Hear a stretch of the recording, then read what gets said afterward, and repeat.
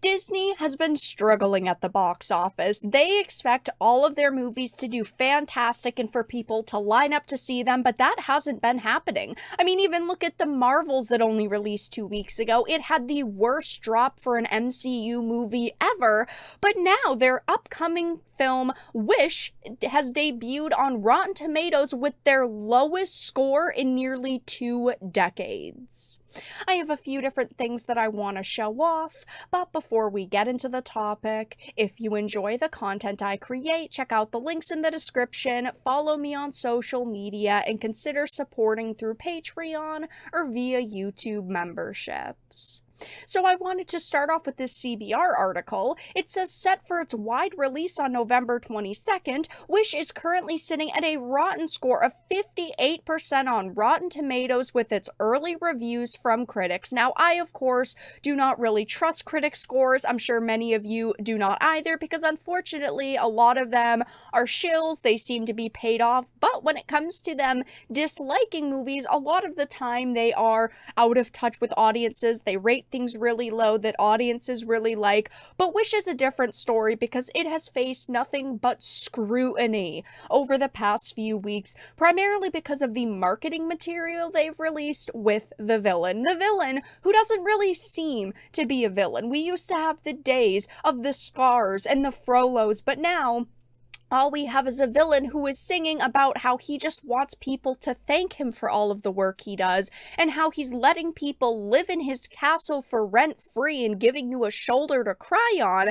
But these are not even the worst scores, okay? So not only is the all critic at a 51%, which is already terrible, but the top critic has absolutely dropped, and it is sitting at a 33% with 7 fresh and 14 rotten reviews. A 5 out of 10, it says, which is just abysmal because Disney is used to, being comfortable, getting comfortable scores, even if they're not 99s or 100s. They're used to getting 80s, 85s, 90s, but those days are over. Those days of them dominating are over. Those days of people just swiping their credit cards to see anything they've released are over.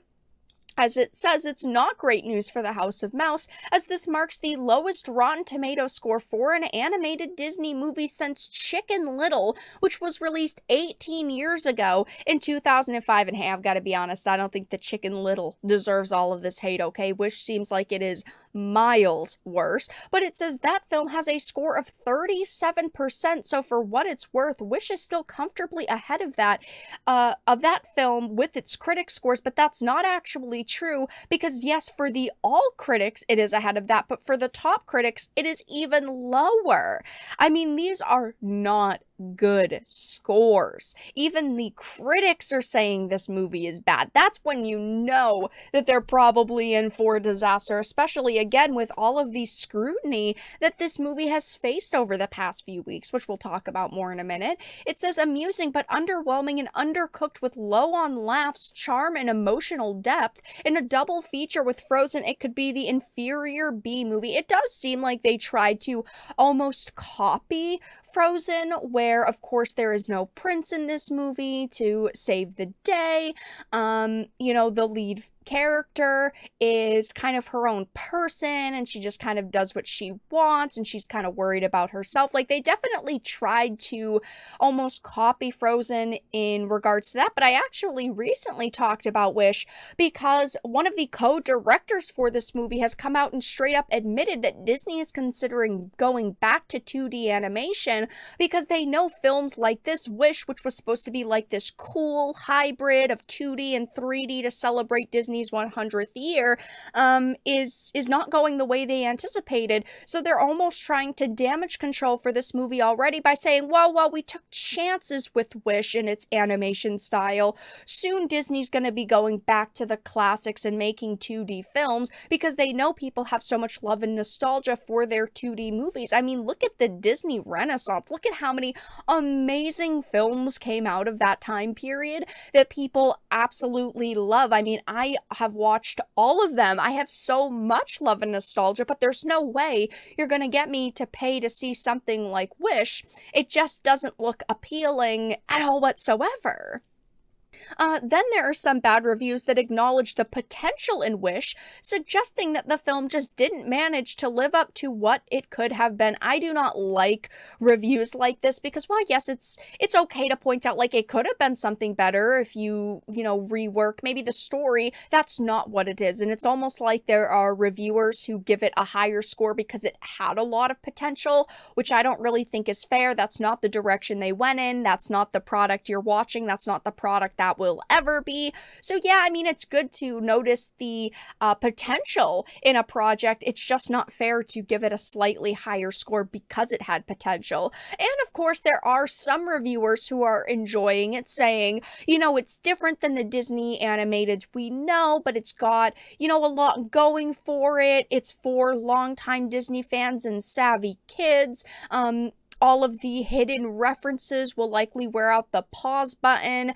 I just don't see this movie going over well with audiences either, because it has faced a lot of backlash, primarily because of the villain, as I mentioned. Chris Pine is a good actor, do not get me wrong, but he has definitely signed on to some very questionable projects over the years, and this is no different. I'm sure that he got a hefty chunk of change to voice the villain in a Disney film, but at the same time, they have completely lost the mark. We used to have Disney villains like Ursula, Frollo, Scar. We would have songs like Hellfire and Be Prepared and Poor Unfortunate Souls, but now we get this song that they are heavily marketing the movie with because they know people love Disney villains so much, and they just completely missed the mark with this. It is called This Is the Thanks I Get, and he is singing about how all he really wants is people to be grateful for all of the wishes that he has granted them over the years.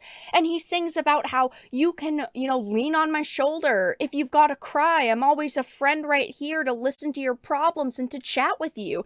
He sings about how he lets you live here for rent free and he doesn't bother you and he gives you your own personal space. Like, they have completely given up on the idea of what a villain is supposed to be, which isn't really that surprising for Disney now, given the fact that they want everything to be so bland and plain, and they don't want to portray anybody as villains unless they're, of course, cis white men, which is funny here because this character should technically be able to be evil in their eyes, but they didn't even do that here. They can't even give us a half decent song or a villain. They have just completely lost their way, and they have heavily marketed the movie with this song, and whenever I hear this song, it makes me cringe, right? Because those glorious days of having dark and ominous and scary characters, it's just kind of gone now. Wish is not doing well, though, as you can see. The critics are absolutely panning it, and it will be interesting to see what audiences say about it, if audiences will be a little bit more generous, but right now, the top critic is sitting at a measly 33% on Rotten Tomatoes. This film has debuted on Rotten Tomatoes with Disney's worst scores in nearly 2 decades for animated films, and I just don't think that is going to that is going to change anytime soon. I don't think that the audiences are going to rate it much higher either. But that's all that I really had to discuss in this video. Let everyone know your thoughts in the comment section down below. If you enjoyed this, make sure to give it a like, share it, and subscribe to the channel. And of course, if you didn't, make sure to give it a dislike. I appreciate your support either way, but I will talk to you all again in the next video really soon.